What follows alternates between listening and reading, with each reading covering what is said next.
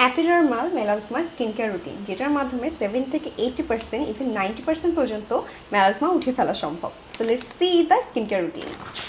ফার্স্টে ক্লিনজার হিসেবে আমি আম্মুকে দিয়েছি একটা কোল্ড প্রেস সোপ, যেটার নাম রোজি।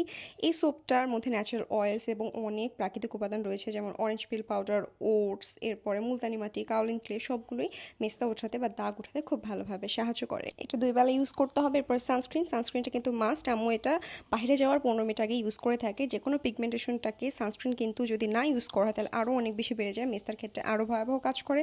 Sunscreen must. এরপর হচ্ছে এই ক্রিমটা মেডিপিল, এটার মধ্যে হচ্ছে নায়াসিনামাইড এবং অ্যাসকর্বিক অ্যাসিড আছে, যেটা হচ্ছে সকালে এবং রাত্রে 2 বেলা ইউজ করা যাবে। ময়শ্চারাইজার দেওয়ার পরে এটা ইউজ করা যাবে, তারপর হচ্ছে সানস্ক্রিনটা ইউজ করতে হবে। ফর্মুলেশনটা খুবই ভালো লেগেছে আমার কাছে।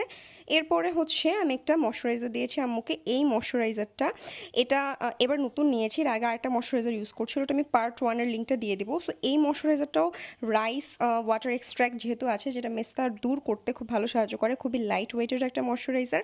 আই হোপ আম্মুর এটা ভালো লাগবে।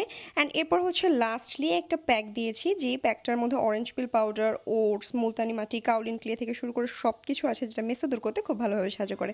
দেখা হচ্ছে নেক্সট ভিডিওতে। বাই।